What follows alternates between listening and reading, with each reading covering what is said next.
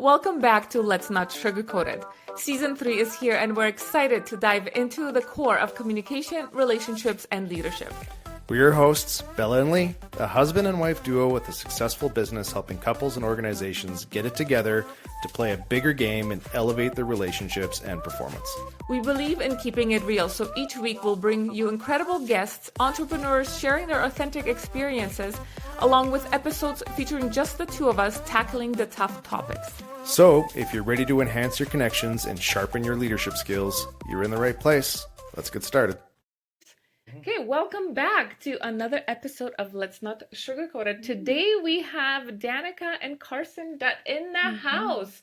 Super excited. We've had Danica on before. Yes, that's right. And so you're returning guest, but now you brought your second half because we're talking about communication and relationships. So super excited to have you guys in. Let me tell you a little bit about them. So Carson and Danica are a couple living a blessed and fulfilled marriage of 5 years, a beautiful second chance built on faith, intention, and deep respect. Danica is a mom, wife, and associate advisor with Wealth Strategies. As a wealth advisor, she creates confidence in her clients' financial plans, believing that true freedom comes from having choices. Community has always been at the heart of Danica's work. As she was recently named chair of the charity Dress for Success and past president of Kelowna Women in Business. Now, yes, congrats. Thank you. Now entering her 4th term, she is dedicated to build spaces that help others rise. Carson is a proud, hardworking roll-off driver. Yes, you are. With over 20 years of experience in the industry. He loves and takes pride in helping to keep the city beautiful and being part of the team that helps build this growing community that shapes the Okanagan's future. Together, Carson and Danica believe that a marriage thrives when both partners serve each other first. Their relationship is grounded in laughter, adventure, and unwavering love, a testament to the power of intention, faith, and connection. So welcome you two. Thank you. Super excited to have you in studio. Yes. Yeah. Thank you for having us. We were talking on the way here. We're so excited to share what works for us and what we found has connected us, grown our love. And I think more couples need to talk about that. And we need to make that something that people see all the time is marriages can be fulfilling with work. Yes. With work. Definitely takes work. Yeah. There's a lot of stuff out there on why it doesn't work. Yes. Right? There's a lot of information out there why anything doesn't work. Yeah. Right? But relationships, because you are with the same person for a big piece of the day for consistent days on end. There's a lot of important decisions, right, that are made. And it's one of these things where it's like you are with the one person that because you spend so much time with them, they learn all your triggers. Oh, yeah. Right? And The buttons. Oh, there's a lot. It's like the elevator. Sometimes you just want to go down all the buttons and press them all and have it explode and stop on and then it becomes like the drop of doom, right? Yeah. At Adventureland. Oh, yes. Yes. Yeah. You did take me on that. I want to thank you for doing this for couples, across the nation, North America, wherever, we are. I want to thank you. So it brings everyone together. So thank you. No, thank you. Because I feel like we don't talk. There's a lot of, like we said before, information about what to do, how to leave a marriage, when to, how to rebuild after divorce. But there isn't a lot of how to prevent it from happening. Why don't we start earlier, the communication and where the breakdowns are to really save the marriage, save the relationship, because something brought you together in the first place. When you actually go back and reflect of why the two came together, there's something there. Yeah. There was something there. And then along the way, we lose it somewhere because most of the time it's our own inner self for sure. that needs the work, because we bring stuff from our childhood, our past, into the relationship, and then we look to our partners to fix those problems without our partners knowing where it's all coming from. They look to you look to your partner to make you feel good about yourself. Yes. Right? And then there always becomes a point in a relationship where at some point that just isn't enough, right? Mm-hmm. Because you are not whole. And then you start to feel not as good about yourself anymore as time goes on. Mm-hmm. And then that gets projected outwards onto the other and you start to blame. Now, granted, there are always, certain relationships that it's for the best, right? Oh, yeah. So this is our second chance. Yes. Right. So talking about that. And so when you said, I think we both came to this relationship with the goal of just trying to do all the preventative measures and be the best wife, be the best husband, because this was our who gets a second chance at true love? Yeah. Like, we feel so blessed because there's stories of people who go through divorce and, it's not like our fairy tale story of finding our soulmate on the other side. So we treat this marriage, like you're saying, as we are going to do all of the work and all of the things we want. So I can say part of, our theory in marriage, and it was through classes. So we seek classes. We go, to different workshops. And one was about serving first each other. So when I wake up out of bed, I think, how can I make Carson's day the best day? But there's another side to that because he's also waking up and saying, how can I make sure Danica lives her best day? And it's very simple. It's even so at 4 a.m. we get up. The first thing he does is, I'm going to go make you tea. Yeah. I say, thank you, honey. When I hear the tea starting to pour, I get up and I make his lunch. And so at 4:30 a.m. we're acting for each other. Yeah. And I think that was really shifting when we learned about that base in your marriage, because I think there's a lot of education on what I need. Yeah. And I will say it takes two, because if you're the one serving and it's not being reciprocated, that's where it can fall apart. But when we're both at that attitude of, what can I do for him? And he's reciprocating, it can be something beautiful. Yeah. I think an important part there you touched on is having the conversation around what it is that the other person needs. Yes. So if it's just Carson deciding, I'm going to make her tea, but that's not really what you need, or you're just choosing to make him lunch, but he's like, right? Okay, you hit the nail on the head there. So my love language is acts of service. So you're right in that a person could spend 20 years doing the wrong thing. Yeah. And then hold resentment when the other person isn't showing appreciation for all the things you're doing, because...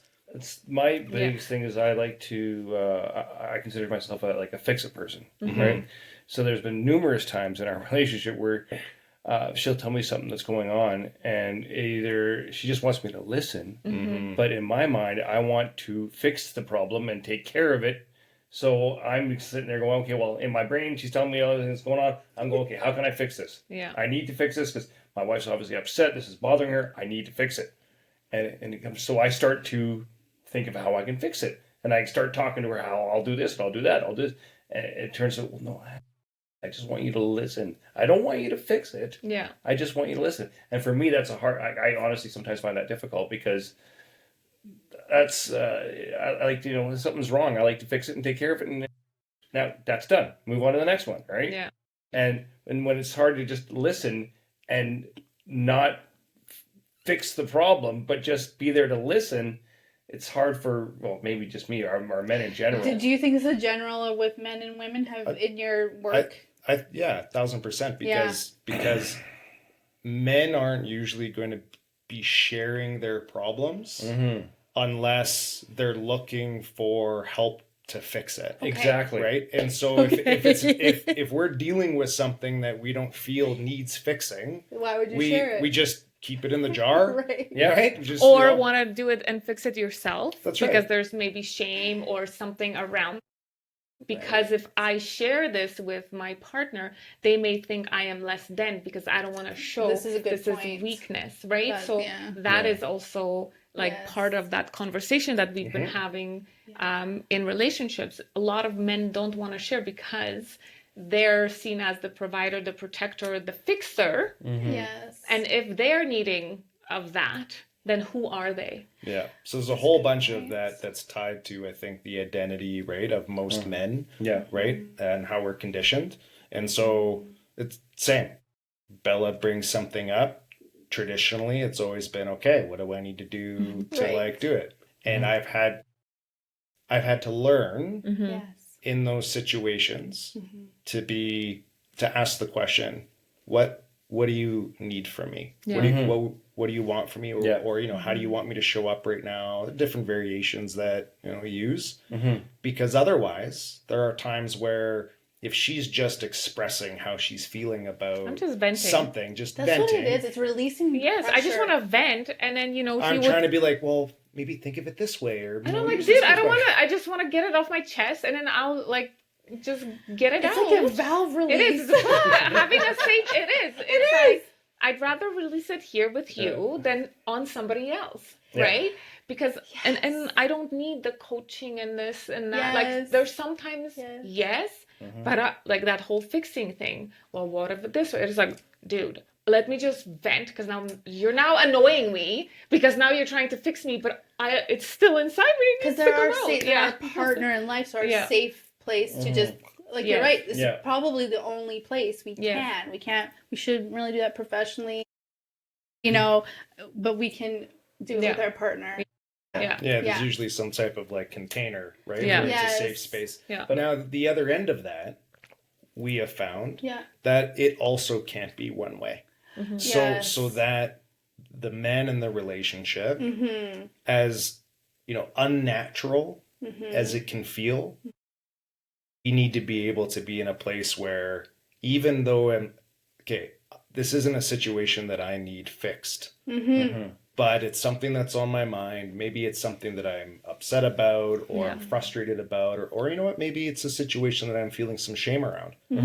I'm going to share it with her because when you don't do that and it's all one way, then your partner's going to create resentment because they're going to feel like they're constantly putting out these bids to connect and you're not reciprocating. Yeah. Right? And I think it diffuses situations. So you talked about asking questions, and I think you said I learned. So this is what.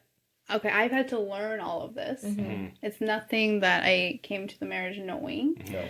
And curiosity is probably the best skill I have learned over my last 43 years. And it's not a muscle I had. It's not a muscle I even had when we started dating almost 7 years ago, I guess. 7 years in April. Yeah. And so I think the questions, so, if I notice, because I can tell, can you tell with his of body course. language, like his Yeah. face, What are you talking how he's speaking? So can you tell right away? Right away that something's Instantly. off, what's Well, happening. I'm the same way. There's numerous times where I'll I could just, I'll say to Danica, what's wrong? And she'll be, oh, nothing. And I know darn well there's something wrong, Yeah. but she just doesn't want to tell me. And and I've learned that sometimes not to push because if I want, because again, fix it. I'm like, she'll say nothing wrong, and I'm the one. Okay, there is something wrong, right? Yeah. And so then I'll push and push and push to the point where she finally tells me whatever it was, right?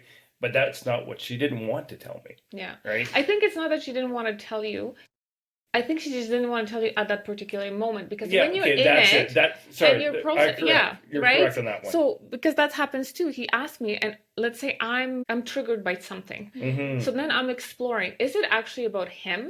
Is it about something else that happened previously and whatnot? Right. So I'm trying to work through and figure out so that I'm not coming with a problem or a situation or something that actually has nothing to do with him. Not that every trigger's about me.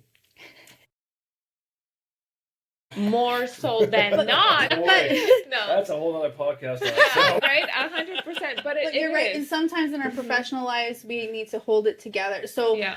because he's my safe person, when he Yeah. taps into that for me, the floodgates start. So tears are how I release. Yeah. Like I think most women do. That's how we tears process can our be emotions. happiness, sadness, frustration, anger, Yeah. all of them. I had one gentleman ask me, like, tears for all of those emotions? Mhm. I'm like, yeah, tears Yeah. for all of those different There's emotions. happy tears, there's sad tears, Yes. there's Oh my angry gosh. tears. There's so many different. It's Yeah. And so when you said Yeah. the moment, sometimes that's true. So sometimes I just need to keep it together Mhm. for this set Yeah. of time, and Yeah. then you know, later that night maybe I can Yeah. And that's let what it I all think. go. Yeah, that's how we complement each other. Just, you know, we both of us together, like, I think we make the perfect team. It's I've never experienced a friendship like this, a love like this, a relationship like this, and like it's a, you know, like, I know we've only been married 5 years, but my love for her has grown so much stronger every year. It's not like it's going down; it's going up, Yeah. right? And like, I love the fact that she's my best friend, and she's Yeah. my lover. She's like everything. And yeah, like when Danica says, you know, I wake up in the morning, the first thing I do, I think about her. Mhm. The first thing I do, and she's the last person I think about when I go to bed. And when I'm not with her, and I say she's at an event or out doing something, I go, I miss her. Like, I just, it's like a part of me's gone, Yeah. right? And I really cherish it because, like, I never thought I'd get married again. Mhm. Like I thought, like, when I went through my divorce, I thought I'm never gonna get married again, and it's not gonna happen. And You said that on the first date to each other. yeah, We said, by the way, yeah, we're never getting married. we both said Ever that. again. You understand? Yeah. I know, it was- Yeah. And now you guys I'm my are own. It's just Danica has so much respect for me and love for me. It's something I've never felt before, and to have that just makes me just want to just give to her so much. Do you think it's because the way you guys communicate with each other has changed as well from previous Yeah. relationships to this one? So we because now talk you're about when we're growing. dating. Yeah. Okay, so we both. So, and I think it can be the same in a 20-year. Congratulations, by the way. So 20 years. 17 married, 20 together. Yes, Yeah. congratulations. Thank you. Because that is an accomplishment. I think it can be the same. So you come together, not whole people. Baggage, triggers, you know, things like that. So we have come a far way. So I can speak to myself. I came to the relationship with a lot of triggers, and I have a strong faith. I think that Carson was brought to me for a definite reason. You know, he helped to heal me, and I had to do the work, but he was a very soft, caring place to land. So because he loved me and was safe and caring, when my trigger came about, I was able to present my assertiveness, and it was able to come out in a big way, and I was able to now set that new boundary in my life.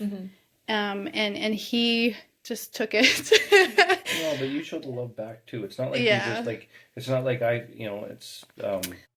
We Yeah. were wanting to grow, and I think growing together. Mhm. So I think the one thing when I met Carson was he wants to grow with me. And I look at the Pico Institute, and I look at the workshops you guys are doing, and I think if a husband and wife want to grow together, I think that is going to predict a successful, long relationship. I think it's when one person wants to grow and the other is not interested. I think that's when trouble happens, because we can learn. Yeah. You know, and he offered me the space to go, whoa, what was that? And then, you know, now I don't have those triggers anymore, but I got to work it out in the presence of a really loving, safe person. So Yeah. if we go back like 7 years ago, there was those moments that happened, and you were just very, I guess, that's the word, grace. So we actually did a marriage class this morning, and it said, what do you appreciate about your marriage?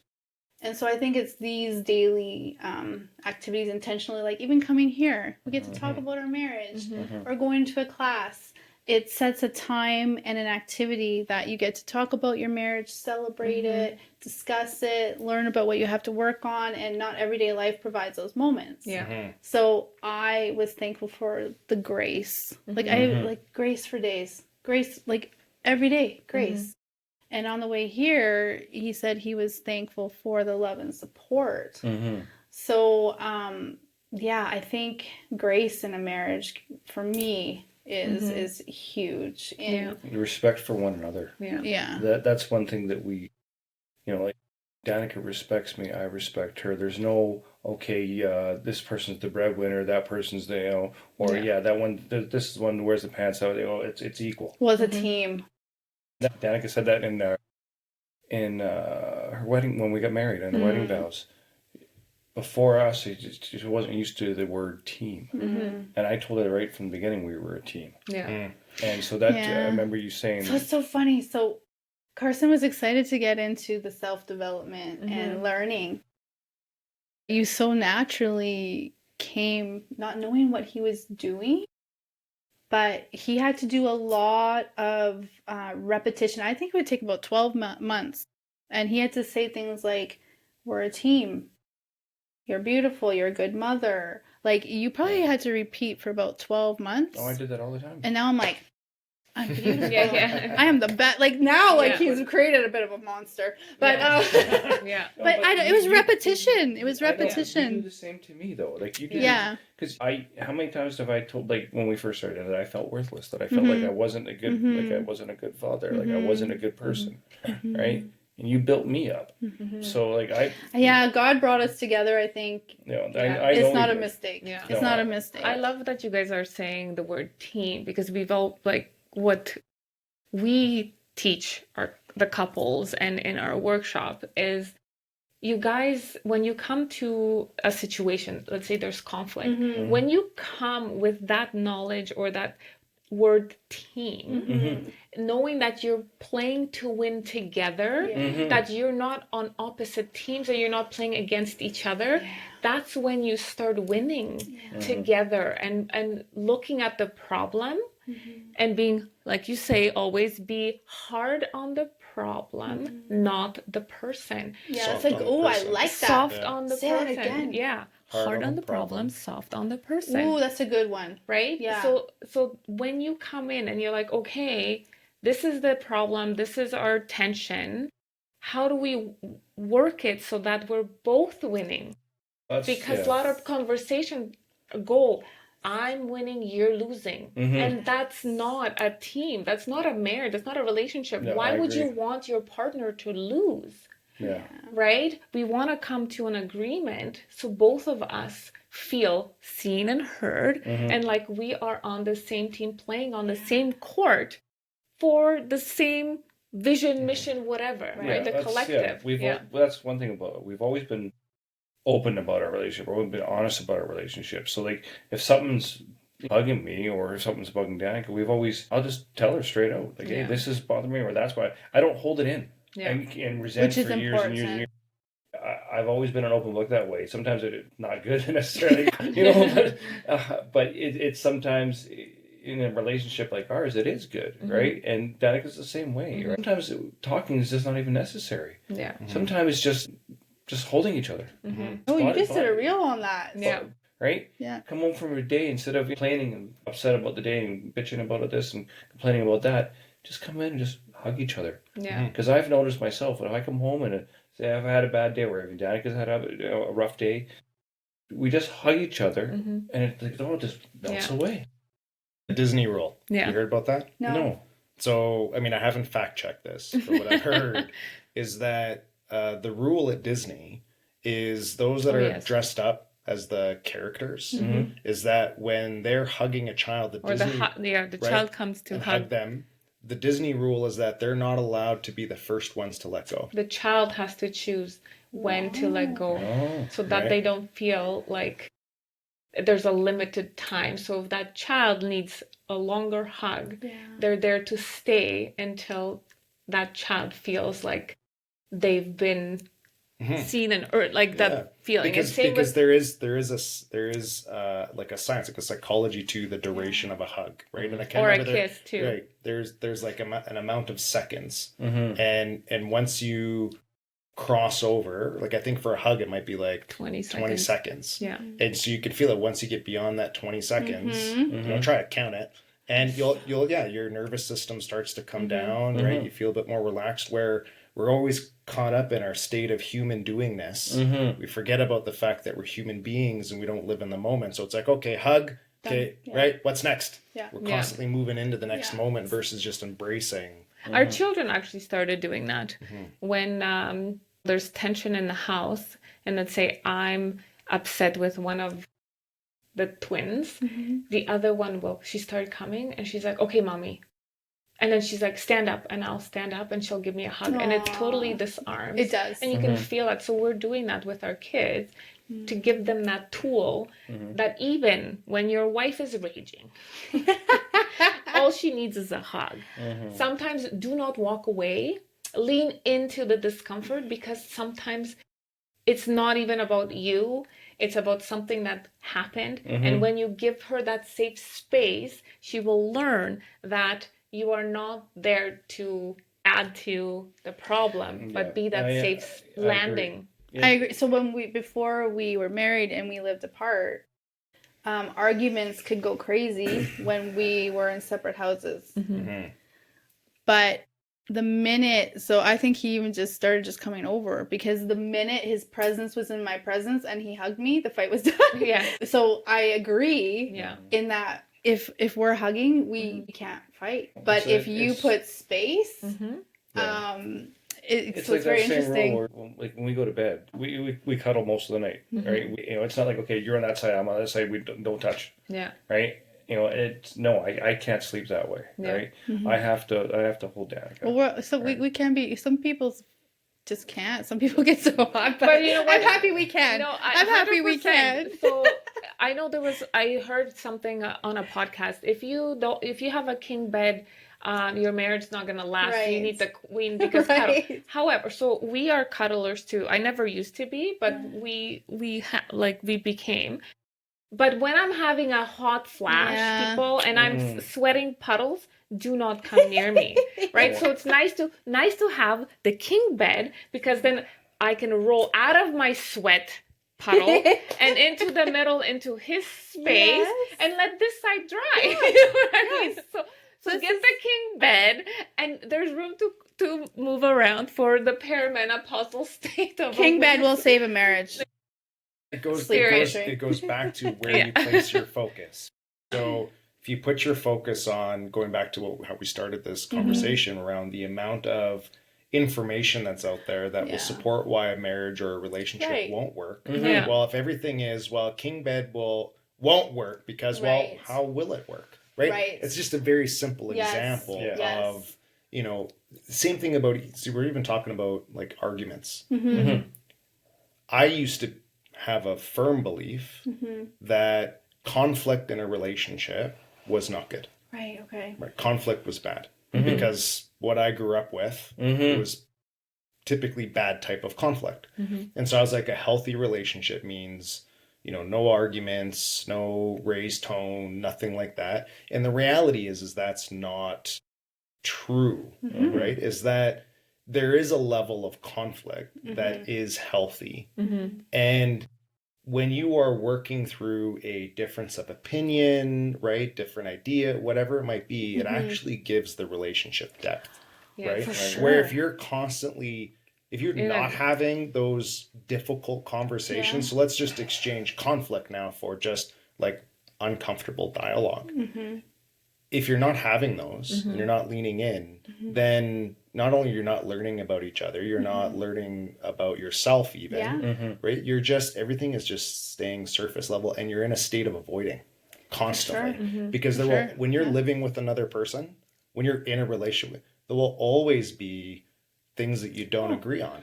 And the person you're with is a mirror. to you. Oh, yeah. Right? Yeah. So if you're not looking back at yourself and challenging those feelings and how the person made you feel, no, the person just said something and it triggered your response. So now there's an opportunity to look at that and say, why is what they said triggering me? Where is this coming from? What unresolved issues or traumas are within me that this is a trigger for me? Yes, and I think sharing that is important because there's been a few times where he's not sure why my body language changed all of a sudden or my tone of voice. And being self-aware, I am self-aware now to know where that came from. Yeah. And when I explain to you, I think that came from this event, he's like, I get it. Yeah. I understand. Yeah, and the same thing happens with me too. Right? Yeah. I've talked to you about certain things too. So and I think it's the question. So talk about but also marriage. But when you have children, when you have ex-spouses, when you have all these moving partners parts in business, all this extra complexity. Yeah, there's going to be difficult conversations, and I think it's the learning how to ask questions. So I'll give an example.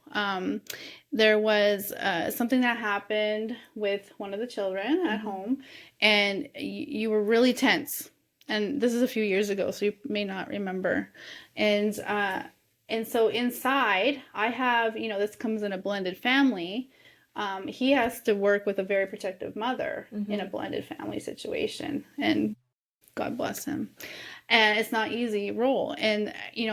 And so the old Danica, who didn't have that muscle, would have assumptions, would start making stories, why is he so angry? My child's doing their best. Like, what is this? Like, how cruel, blah, blah, blah. But I did this training. And so I walk into the bedroom and I just asked, and this is not even a profound question. I just said, what's going on for you? Like, why do you seem so tense? And the answer was so soft and vulnerable. He wasn't angry or judgmental. He said, I'm really scared because this behavior's happened before. And this is what happened that time that my child did that. So it was actually him not angry. He was not like judging my child. He was actually in an anxious moment of, does this mean that's going to happen again? Because this behavior looks really the same. And do you know, my whole mama bear just went, without that question, mama bear could have just roared. Oh, yeah. that comes back to that grace. Yes. Right? That when you are in a relationship and you can come from that place of, well, we're in this for a reason. Right? Yeah. Like, we didn't come together to make each other lose. no. Right. So let's just start from, like, coming from a place of, we're here to help each other win. And unless you physically, like, you verbally tell me otherwise, I'm going to believe that that's what's happening. And so it changes how you listen to the person. So if you're even getting direct criticism, it's okay, she's a smart human being. And so if she's giving me some feedback, right, every single book you read on business, self-development, it's about having a good feedback loop. You need to know what's working, what's not working. And your partner's a part of that feedback loop. And so if it's like, okay, they're telling me this because they want me to win. But then curiosity steps in, right? You can start asking clarifying questions and things like that. As well as, if there is certain conversations that you do find like a little triggering, or you've got a story going on, you can come from that place of, we're here to win. We're going to be hard on the problem, soft on the person. I like that. The problem is, I have this story in my head because of this thing that happened. So I'm going to softly bring it up to the person and say, hey, I don't want to deal with this thing that's going on in my head. Right? So when this happened, this is what's been going on in my mind.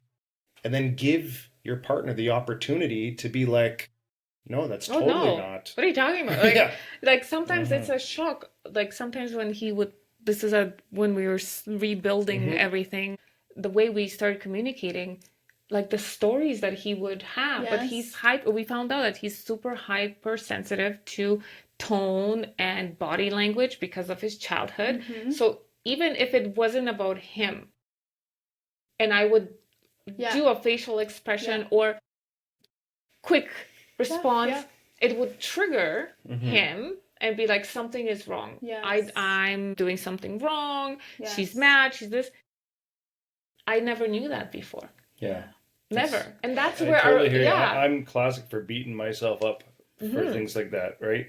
I can go down a rabbit hole and I can make myself feel about that big, no problem, right? Because because your brain plays tricks on you. In actual fact, it's nowhere near what she's thinking, but your brain starts doing something, and then if you keep it to yourself and you bottle it up. But I like how you presented it to your partner. I have this problem in my head. Not you made me feel this way. Yeah. I've got this narrative. Yeah. And I actually just learned so much. So I'm sensitive to tone. So often, I just had a big learning right now. Often I will say, well, you're grumpy today, or you're mad. And he actually, because we love our positive, happy life, and he's like, I'm not, but now I kind of do feel like that. Yeah. So I just learned something. So I can pose that a different way. I can be like, you know what? I have this in my head that when you said that phrase this way, that you're upset, and that totally reverses it. It does, yeah. Because like with my mom, there's this thing. She's like, "Oh, you're always angry," and I'm like, "Am I always angry? I'm not an angry person." Yeah. Sometimes when there's 5 million things, I come home and it's mommy, mommy, and then my mom, Bella, and then he'll be like, I get overwhelmed because there's so much that needs to be taken from me, and I'm like, what are you giving back to me? So it's not that and then maybe I've come from work, something happened, and now I'm being bombarded for attention. So I get frazzled dazzled because there's nobody asks me, hey, where are you at? Well, you do, yes. But I'm talking about like the women in the house, just different, right? Coming into reality, we are in a house full of women who are perimenopausal, preteen, and then there's my mom, So yeah, different culture, different upbringing, different background, different all expectations. Of those factors, right? And everything falls on me. Yeah. But I get to choose how I respond to that. Yeah. Because it was a huge trigger for me when, my mom would say, you're always And angry. I don't think you like it because he said, I'm not angry. Yeah, I'm not angry. There have been times where, where she'll think I'm angry. It's not a and pleasant thing to be I'll told say, you're angry. no, I'm not angry. And then, well, you sound angry. I'm not angry. But look at the way I'm like, okay, well, I'm getting angry. Because now it sounds similar. Right? Yeah. Yeah. So you're persisting that I am angry, and then it's like, and then it just, it snowballs from there sometimes. So I learned so much just now. Yeah. There are times I just come home, like, I'll be honest, I've been a truck driver most of my life. So sometimes my hearing's not that great because I've been driving a truck for a long time. So I talk louder than most people. So when I come into a room and I start talking louder, some people think I'm upset because I'm talking louder. And it's not that I'm upset at all. It's just, this is the way I talk. Yeah. Right? And I don't realize it because I'm in a loud truck all day and I'm talking and everything. You get to construction sites, you're yelling to somebody to do this. Yeah. And that's why we have a megaphone now. I know. I like it. Yeah. So there's less yelling in here. So there's a lot of times where people, like not just Danica, but other people too, think I'm upset. And I'm like, I'm nowhere near it. So I have a question about this. Is there a time, and so when you started bringing up even like intergenerational, right, and all of these things, because that plays a part in, extended family, which is a part of a marriage. Yeah. Is there a time when a person can say, that's just them? And there's this like a bit of acceptance. So I've started doing that with certain parts of, different relationships. Because I used to get really elevated, and now I just go, that's them. Yeah. As long as it's not as long as you're not being put down, disrespected, and so on and so forth. Correct. Because then you're allowing that, and you can set the boundaries. You can choose to accept and be like, okay, that's them, but they're still gonna, cross the boundaries. Right. Or you can just say, no, I'm not gonna be in this situation. And I've done that. I've walked away from family members, even though they're family members. I said, this is now my boundary, and I'm no longer going to accept this energy because I do not have the space and the capacity for it anymore. Disrespect, so it all depends, right? If they're confrontational and they don't want to agree, okay, that's just them, let's not have this conversation. Right. Yeah. However, if you're being put down, if you're being diminished, that's a little different. That is different. Yeah. That's different. And so we were talking about questions before curiosity, right? Because I do think this, grace plus curiosity combo is very powerful. It's not just about asking questions to the other person. It's asking questions to yourself. Yeah. Yeah. Because if you're getting to that place where you just need to be like, hey, they are who they are. Yeah. Leading up to that point, you need to ask yourself some questions around what is it about this person's behavior, family member or not, that makes me feel this way. Yeah. So if it's a tone, if it's a body language, if it's certain, whatever it is, like, is it making me feel like, so when I tell myself, they don't like me, right? Or whatever it is, they don't think I'm enough. They don't think that I'm capable. They don't think I'm smart enough. Well, start asking the questions. Are there things about that I actually believe are true to me? Like maybe I have my own limiting beliefs that maybe I think that I'm not good enough, that I'm not capable. And if that's so, doesn't mean that maybe what they're doing is right. But the reality is that if you don't work on becoming whole in those areas, then not just that person, but any other person, right, who is projecting their own limiting beliefs onto you, because usually it's a two-way. If someone is doing or saying things, right, that are not nice, it's the whole back one. That's right. Yeah, they're projecting something. So then like, you need to. It's an opportunity for you to look in the mirror. Yeah, I agree. Work on yourself. Before I met Danica, I was very negative, always kind of down in the dumps and just. Bleh. But her positivity is just infectious. I'm sure you two know that. You're just throwing Danica, right? And it's now made me more positive. I'm not I'm not the negative person I used to be, right? I still have my negative thoughts here and there, but nowhere near to what I used to be. So her positivity has rubbed off onto me, and it's just, and I'm sure there's things that I've done that rubbed off onto her. When we got married, we decided that we're no longer individual people. We're now one. And that's the way we've looked at each other ever since we got married. We're one. We complete each other. And not to use a cheesy line, but she completes me, But it's the All right, truth. Tom. You did. You used the line. But it's the truth, though. Yeah. Yeah. And that's, I think, the idea of, I like if you have the intentions, because I believe in setting the intention. So when you say, if I just trust that he wants us to win, we want us to win, then every interaction is, I really like that. I did some training with Kirsten Siggins. So she does this, how do you operate under stress in emotional intelligence? Yeah. So when they are behaving, like, so this could be Carson, could be another family member, and my stress is elevating, then it kind of showed me my indicators of what happens inside of me. Because a lot of struggle I have is in if there's a negative opinion happening or a negative view.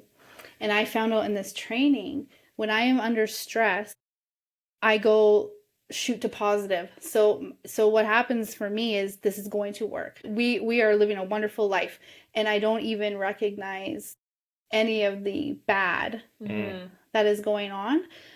But what happens is I don't give people space to talk about how it might not work or what is going wrong. And so that, when you say I need to work on myself, that has been huge in my relationships and how I react to this trigger of negativeness, right? I'm like, this is kind of about me. I'm still going in this journey because I'm just learning this about myself. And leadership is huge. And children, like even my son who has turned 18, will have kind of a complaint about something, and I'll be just ultra positive. Well, you're going to make it.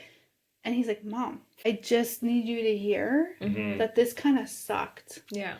So I think it is about digging in, Yeah. taking like Pico Institute training, classes. You know, that's why I just applaud you guys, because when I do the work inside of me, I'm a better wife. I'm a better mother. I'm a better leader. And yeah, it is about that, isn't it? Well, that you know, it may not be true, but that jump to positivity Yeah. could be your way of like a coping mechanism to Yes. avoid the discomfort. Yes, Right. it is. So for me, 100%. I have become very aware on my humor. Because when there's situations, right, that I'm finding are really uncomfortable, stuff like that, I have a very talented way of introducing humor, right, to try and disarm which is totally fine as long as I'm not using it in a way to avoid the situation or avoid the conversation that needs to happen, right? And so because as our language has evolved over the centuries, we have all these different terms for discomfort, Yeah. right? You know, anxiety and this and that. But at the end of the day, if we boil it all down, that discomfort, when we feel uncomfortable, whatever you want to call it, it's telling us to pay attention to something, Yeah. right? I like It's that telling us to pay reframe. attention. And so when we get to a place where we're constantly avoiding, we're creating this tension and this friction within ourselves because our mind and our body is trying to say, hey, you got to pay attention to this, you know? And we're going, nope. And I like that reframe. Okay. Yeah. and then that discomfort just gets bigger and bigger and bigger until you're Snaps. forced Yeah. to deal with it. Yeah. And usually when you're forced to deal with it, it's a much bigger beast. Yeah, and then when they it would have talked started, about it at the yeah. beginning, it would have been something so small and Yeah. minute, right? No, That's I right. totally agree with you. That is truth. Yes. Yeah. That is. Because sometimes, you know, we're scared to say something, fearing some sort of repercussion, whatever.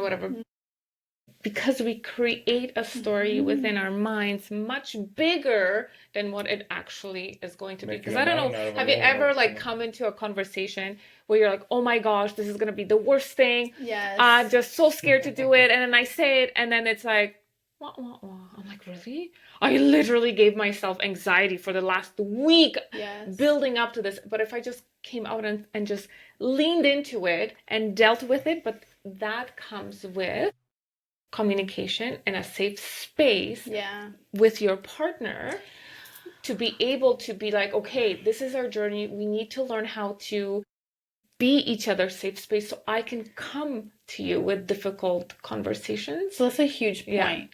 Because I have to be ready, whatever he's going to say. I have to be ready if I'm going to ask the question that it is not wrong what he says back to me, right? And it's his feeling what's feeling inside, right? And when you said safe space, I'm like, yes, I have to be prepared. What he says is not good or bad. It is his feeling, and I've asked to hear it, which is now is diffusing the situation. You know, I can use a great example because I do think this is our strong suit. So I have an ex-husband who is a father to my children, and over prayer and him joining the team of believing that forgiveness and kindness is what makes this world great. We're all friends. Yeah. But, you know, I had to go into the driveway one day to talk to him about something. I was laughing, whatever. I come in the house and I notice body change. So I ask, is everything okay? And he says, you know what? I'm sorry, but like jealousy is here. And when you're in the driveway and I see you just laughing and giggling with your ex-husband, it's really hard for me. Yeah. So I can, I was just honest about it, right? which Yeah. is great because Yeah. that could build up some resentment. Yeah. Absolutely. Yeah. And I totally understand where that's, you know, like it's just, we are friends and I get along with him quite well. And I'm actually very thankful for that. Right. But yeah, that was. Just When he feels jealous, he tells me. Yeah. Yeah. So which is important. Yeah. And I wanted her to know that, okay, like, hey, I understand we all get along. And don't worry, I totally trust Danica with all my heart and soul.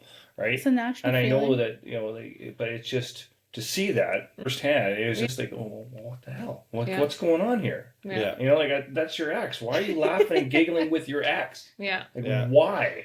But then it You know? gives your wife the opportunity to shift your belief and shift that Yeah. narrative Yeah. that you have in your head about what's Well, and actually that's the thing, 'cause happening out there. I don't want her to change. Yeah. You know, just like, well, I don't want her to, the next time that happens, to be outside and like, okay, I better be here. I can't laugh. I can't. Did you feel better when you got it out? Yes. Yeah, I think that's the point. Because I don't want her to think, okay, well, Yeah. I got to be this way for Jeff, because if I act this way, he's going to get upset, and I don't want my husband upset. So, Yeah. you know, I don't want that. Yeah. I just wanted to let her know It just how felt I felt. good to say it. And the beauty of it is this. Then it's up to us Yes. to, create this safe space. You could have done it two ways. Yes. You could have attacked, be like, how could you, don't you believe, and made it Yes. about you. Yes. What, you don't trust me, you don't do this, Exactly. da, da, da, da. Yes. Or you could have been that person, which you probably were, as we're still sitting here and he's talking about it. That is like, actually, no, baby, I hear you. Yes. There's nothing to worry. And calm that. Because, I totally understand where you're coming from. Of course you're jealous. I totally hear that. That means Right? you love me. Yeah. Well, That must mean you think I'm Well, sexy. jealousy is one of those terms, Yes. right? That more as our languages evolve, that we label that As- feeling of discomfort. Yeah, Yes. exactly. Yeah. So I'm feeling uncomfortable about this now. And another way to talk about comfort is a form of fear. So fight, flight, freeze starts to Yes. kick in because jealousy is the fear of losing. Exactly. Right? Losing someone that you care about. Exactly. And so that's where that jealousy comes in. So you can avoid it Mhm. by not talking about it. And then But build. it's But then- never truly avoided Oh, yeah. because it just builds. Or this is something I need to pay attention to. Not doesn't mean stalking. No. It just means I'm going to have the conversation, right? That's the power of communication, is then asking the questions and then giving her the opportunity to say, probably laugh and go, oh, hell no, right? Like Yes. you were my person, you know, Yeah. all the guarantee things. if roles were reversed, it would feel the same thing would happen, Yeah. right? Like, Yeah. it just, But it's about telling each Yeah. other Yeah. that this feeling is Yeah. coming up for me. Yeah. And like you say, I have to receive it. And it's also deciding, what hill I'm going to die on. Yeah. He lets me soar and fly. I think that's also a thing in marriage. And I don't know if it's with women, but please let us fly.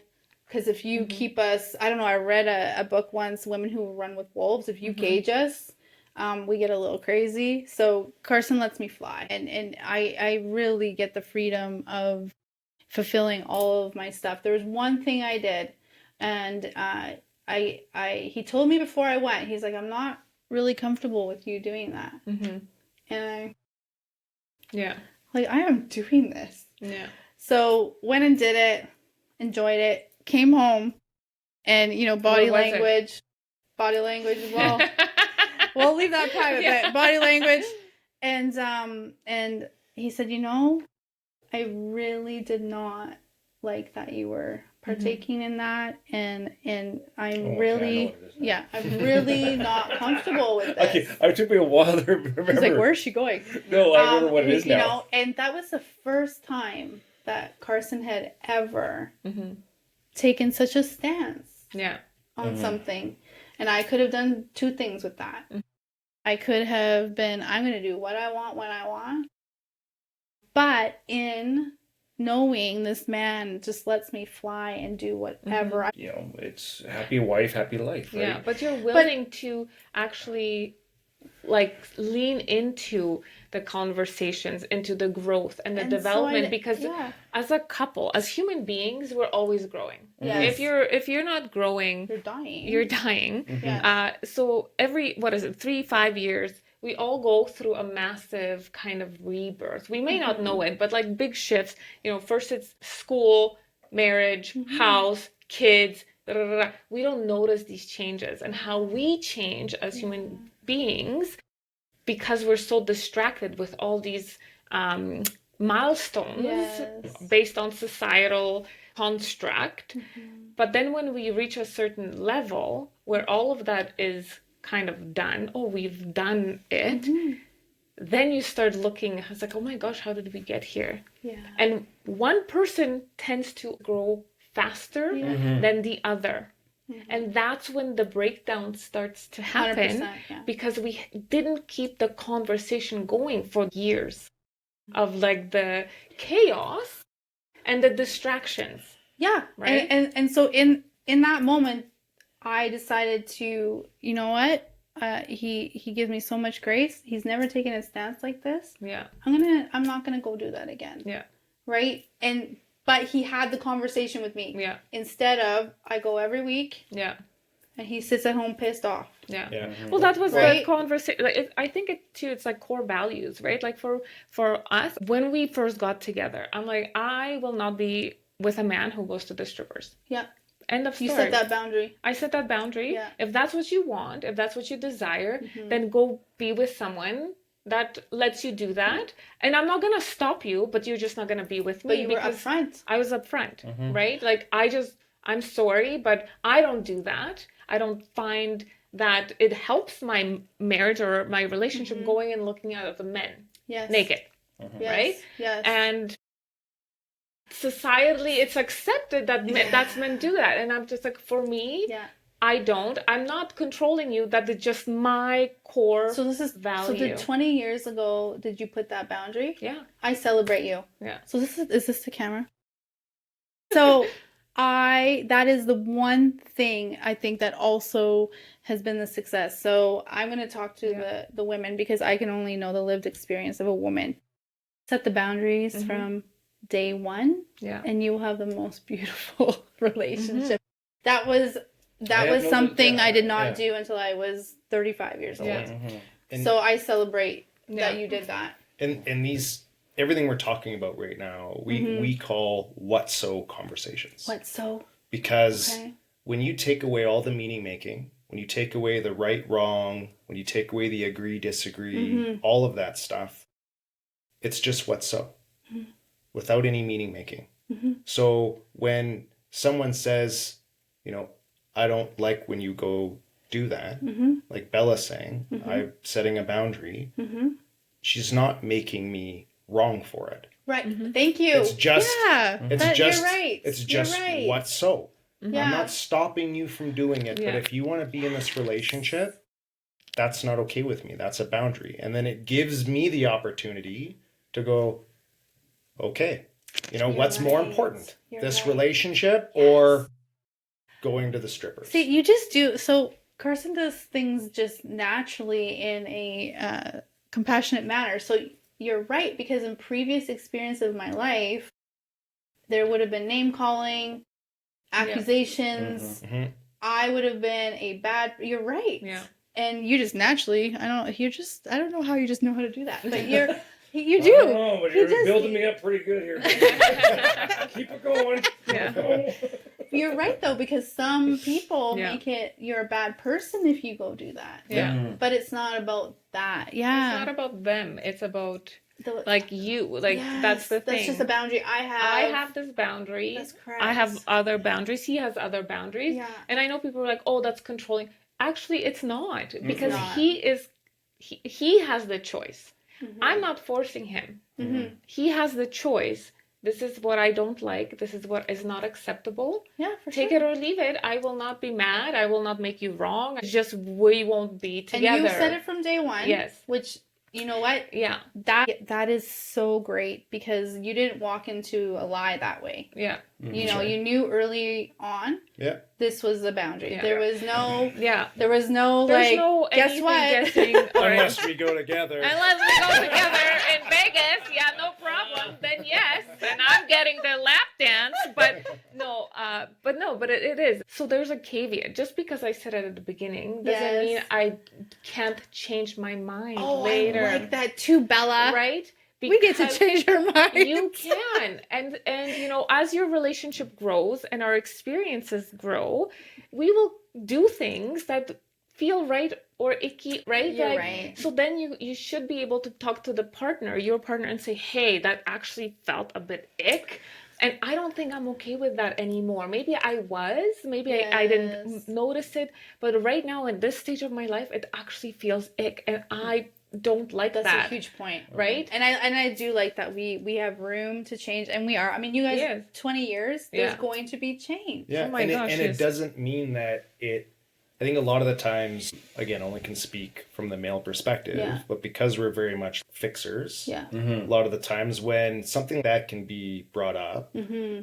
we almost take it very like finite, as if it is a Yes. decision being Forever. made, where instead of it just being the starting point of a conversation, Yeah. a conversation that's just, it's a what so conversation. Yeah, yeah. This thing is now that didn't bother me before is now beginning to bother me. Mm-hmm. So let's just explore that.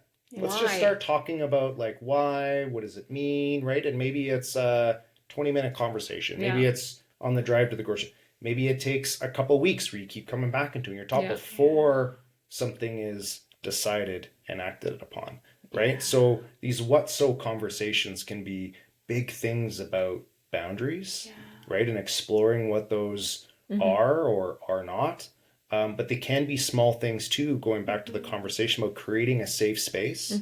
That's how you create a safe space. Right. When your partner feels that they can come talk to you about something that happened, right? Maybe it's you made a bad financial decision, Yeah. right? I mean, Maybe- money's a big conversation right? in a You marriage. know, something Yeah. happened at work, you lost your job, Yeah, something yeah. like that.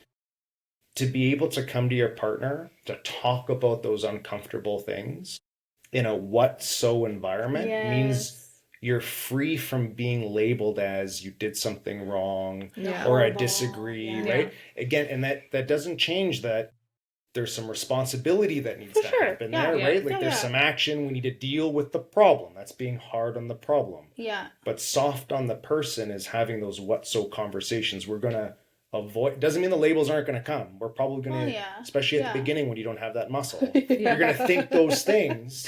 But when you can create the space between that Yeah. meaning making and how you actually respond and just go, no, you know what? I'm just going to shelf these filters for now and I'm just going to show up for my partner, Yeah. create a safe space for them, not make them wrong. Then that opens up a whole world of possibility for Yeah. now, not just where that conversation can go and the deeper connection you can have, but even how you solve the problem, Yeah. right? I think I would almost want to, because I'm gonna say I already am walking. Say I made a big mistake. I'm gonna walk in already shame, Yes. beating myself up. That's my personality type. Yep. I think everybody, like when something big happens, Yeah. instantly you feel less than. Yes. Like if you lose a job or you, Yeah. like you said, financial decision, Yeah. you crashed the car, I've done that. whatever, right? Like I love what, yeah, I know. My first experience, so just before my first experience of him, very early on, I smooshed the car.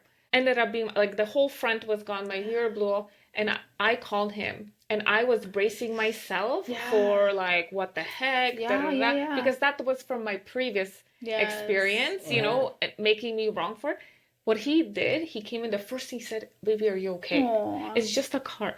To me, that was like, whoa, what's happening right now? Because I was not only feeling, oh my God, the car, I'm so stupid, this and that, Yeah. now I'm gonna deal, he's gonna be so mad and he's gonna yell at me, da, da, da, da. And he showed up and he's like, it's fine, it's just a car. That was my very first. And he was 21 and I was 25. Wow. Yeah. That's awesome. No, that's- So I think I would, if I messed up, now that you've taught me, so I've learned 2 huge learnings today, but I think I would almost walk in. So if I say this is a what so, Conversation. I'm like already like saying, so this is a what so. Yeah. Yeah. And just like top of mind, this is what so.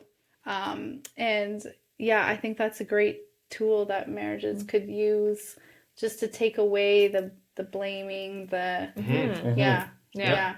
I mean, when he crashed my car, I didn't make him wrong because guess what? We're on the same team. And what's so is it can happen to anybody. We all mess up. We No, all honestly, mistake. From day one, we usually try to help each other, right? Yeah. If there's been a situation where something's happened to either one of us, and we've been together, we don't blame anybody. And I think it's because back to the very beginning of this, Yeah. we come wanting to win this marriage. Yeah.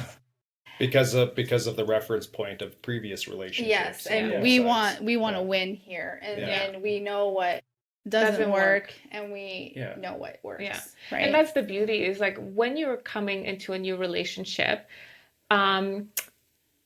you need to work through, right? Because we tend to bring a lot from the past I still and do. project onto the new still do. person. So when you think leaving the initial or your first relationship or whatever, yes, fine, go ahead, leave. But I encourage you before you get into the next one, look in the mirror and see what is your contribution to the situation. Because when marriages fall apart, when boyfriend girlfriends, like even early on, right? There's always pointing. He was this, not the word narcissist is flowing around, like. It's so crazy. Not everyone is a narcissist, people. Yes. Just because your marriage ended doesn't mean they're a narcissist, Yeah. right? It just didn't work Well, out. You didn't know I how can to say I connect. had zero boundaries. Yeah. Absolutely zero. Yeah. So then that's the thing. Is like looking at yourself Well, that's one thing. and working through that. I agree. Like, I remember there was a part at the beginning of a relationship. We were, like, everything's so new. You're so happy. Yeah. You're and you look at each other. And I remember saying to, man, I wish I didn't go through what I went through. I wish I would have met you first. But then she would say the same thing to me. But then we realized that we wouldn't be the person that we are now Yeah. if we didn't go through what we did. Yeah. Yeah. So like I truly believe it was God's plan that for us, for us to meet later in life, not when we were both in our 20s. Yeah. Because back then we were two different people. Yeah. It may not have worked back then. Yeah.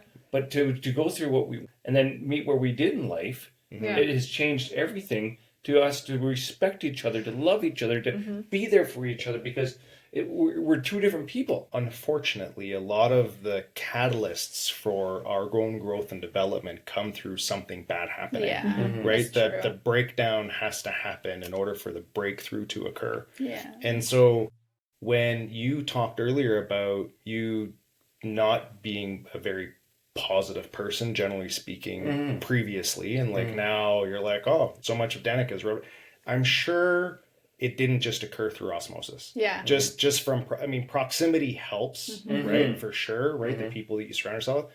But I'm sure you've had to do some work on those shifts over time to get to where you are. And so the important part of any relationship working is about, we always say, doing the work. Well, what does that mean? It means scaling yourself. If you want to scale your relationships, you got to scale yourself.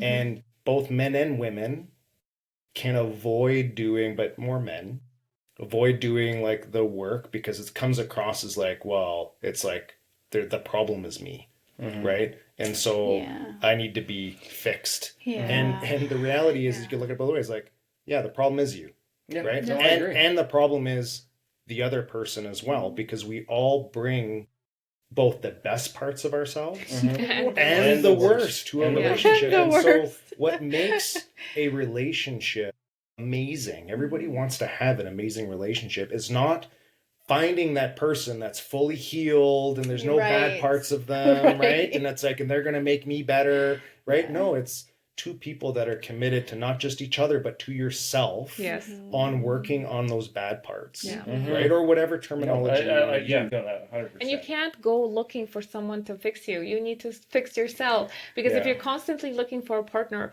who's gonna be this for you and this, you at some point when they're not, you're gonna blame them for making you feel a certain way about yourself. But you've already felt that way about yourself. So you need to start loving yourself. You need to be more kinder. You need to do the work. And again, that mirror. What am I contributing? We always look for, oh, you have the list. This person, I want them to be smart. I want them to be emotionally stable. I want. It's like, okay, great. There's your 20 I wants. Now mirror that and see, do you have all of those things that you're bringing to the relationship? Or are you just looking for someone to come in and be all of that for you? That's a good point. That's Right? a very And that's point. where the work, that's where the shift happens, where you have relationships that work and thrive, is when you look and say, okay, am I those things for Right. that Can person. am I the best wife I can be? Yeah. And by doing the work on myself, Yeah. because when I'm happy Yeah. with myself, Yeah. then I am a better everything. Yes. And it's having an and conversation with yourself. It's not about constantly looking at like, oh, I suck, I'm not good, I need to constantly work on myself, stuff like that. It's like, okay, here's who I am today. Here are the things of where I'm great. Here are the things that I'm grateful for. And here are the things that I need to work on. Yeah. Because that's part of the infinite game, is constantly looking at how we can achieve our potential. And our potential is infinite if we're willing to do the work. Yeah. Right? No, it's with everything in life. Yeah. Absolutely. And I love the fact that you said the and conversation, because people were asking, well, can you get into a relationship or move forward when you're still healing? Yes, because you can be working on a new relationship and you can be healing. Yes. Absolutely. You can be loving and you can be hurt. Yes. Right? I mean, that was the big one for me, for our shift. When we had a breakdown in our marriage, we could have just walked away and that's that. See you later. Auf Wiedersehen. Do widzenia. Goodbye. But we chose to work through it. It's beautiful. So yes, I was falling back in love with the new version of my husband, and I still was hurt. Yeah. And having that space for both of this made a huge difference, because when you don't create the space for the hurt part, I was lying to myself. I was pretending everything is fine, and I'm like, but I'm still not fine, because and then I'm dealing it by myself. And then it was isolation. I felt alone, lonely. So with some work and counseling, and his and piece, we were able to move forward in a much healthier and a much faster pace of healing for me, because I created space for those moments for myself. And he created space for me to be grieving and so on and so forth. Yeah, and you create space, grace for yourself as well. I constantly think of these things as like, these are the investments, right, that you put into yourself and into your relationship when you were doing things like, whether it's taking classes or going to counseling or things like that.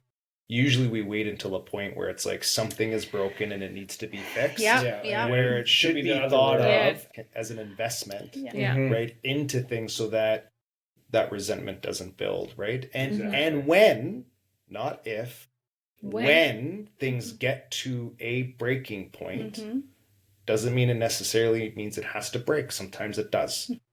But you are way more equipped to deal with those situations, right? As a couple, right? Where something can break, but it doesn't necessarily have to break you.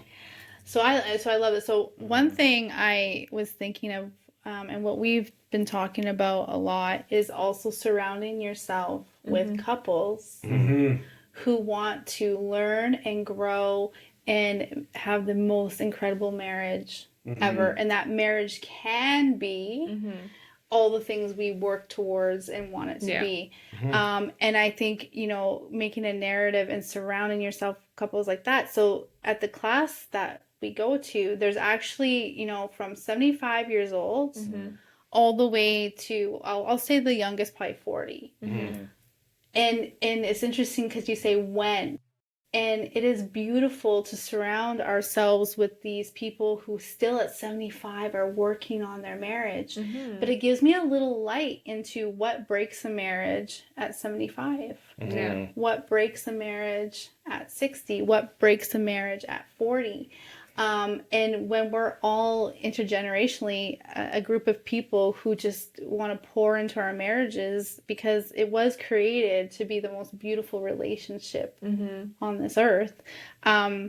It's to share. And now I know, okay, when I'm 75 and we're both retired, we really have to work at not getting complacent, because there's more time. I'm like already thinking, what tools and resources do we need? So I'm excited to sit here with you today. And Carson and I were really excited to meet you as a couple, because we love surrounding ourselves with couples we can learn from, who think marriage can be beautiful, and honest and not sugarcoating it about things All that this happen. happened. Oh, 100%. Yeah. And we're really grateful that you guys came and shared openly about your wins and struggles, because it all comes down to communication. Exactly. How we communicate with each other is whether we're thriving or surviving. Yeah. Yes. Right? And yes, there's moments of survival, but we want to be thriving. Right? Yeah. And it all comes down to that. Look, I got nothing to hide. Like, this is who I am, this is where I am, and this is what I want, right? Yeah. And when we both communicate with each other on that, it just works. And if you want to fall in love, talk to someone about your marriage and what you love about each other, because you know, now I'm just like, oh, I love, we're gonna go home and focusing on feel all the feels. Yeah, it is. It's like when you shift your focus, it's where you pouring your energy, because when you focus, it's that car analogy, right? Like when you buy a car, then you see it everywhere. Yes. Before you never saw it, you buy it, and now it's like, holy cow, why is there so many orange cars around, right? I've never seen one. Right? The same goes with your marriage. If you're constantly looking for what's wrong, that's what you will find. But when you shift your focus and your energy to what is working and having that vision and mission, I always say you can focus. your goals. I love you guys go away to do that, don't you? Yeah, we do. Yeah. We have our best conversations when we leave the house. Yeah. So we did notice we had to, whether that was just going down to Kalatli for a picnic, whether that's a craft brewery, hopping on the bike. Yeah, we have to leave our home to truly connect in these conversations. And I know you guys do that with your goal planning, right? Yeah. We usually go to a hotel because it's like there's no distractions. Yeah. So you're together. There's no kids, no friends, no cell phones, just us. And then you get to feel the feels of dreaming. So we are going to be putting together a couples retreat. Like one is for the goal settings, and then one, the ultimate couples getaway. Nice. But it is about creating that space to start dreaming again. Yes. Right? And not only dreaming together, but what are your dreams for yourself? Because it's so important not to lose yourself and constantly just think about, I'm gonna sacrifice. I want to sacrifice, and the power of and I still want to feel fulfilled, and I want to be full. I might not even know, like, what if we go to your getaway and I find out this beautiful dream he has that I've never, because of the busyness of life, I've never known. And then you can decide, well, what like how then you can support him, right? And achieving that dream, because we have one life. Yeah. What if you find out that you go to this retreat and you find out there's a dream that you have that you never knew about? Yeah. Because you've been living in the constraints and limitations of a businesswoman, a mom, wife, all these things, right? But there's also Danica, and that's the beauty of this. We found ourselves and each other by doing this. Aww. Because literally there's two people and we're running like this. That's a that's a good visual. Yeah, right? Yes. It's not always like this. It's a dance. And we just dance with each other. Just listen to her dancing. It's wonderful. Absolutely. Is there going to be dancing at the getaway? Of course. Oh, yes. Yeah. All inclusive. Ready? Yeah. I'm in. Well, thank you guys for coming. Thank you for this beautiful conversation. Love what you guys do and what you're about. I love that Danica is always the one that's always with the megaphone. The husbands are important. And I do agree. We are a unit that support each other so we can both win. So thank you again for coming. Where can people find you? Okay, if you go on to Instagram, I'm on Mom Wife Money. That is my handle. I'll be excited to connect with you there. And you will see Carson Dutt on Mom Wife Money quite often. Yeah.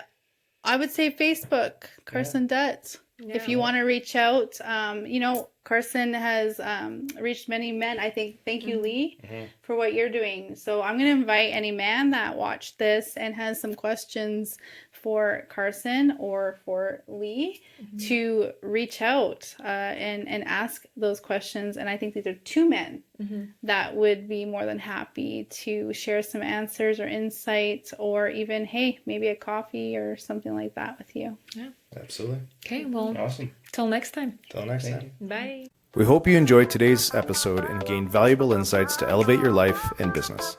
If you found value in our conversation, spread the love. Share this episode with family and friends, and let's grow this supportive community together. And don't forget to like and follow us so we can reach more amazing people just like you. Until next time, remember, let's not sugarcoat it. Keep it real, raw, and unfiltered.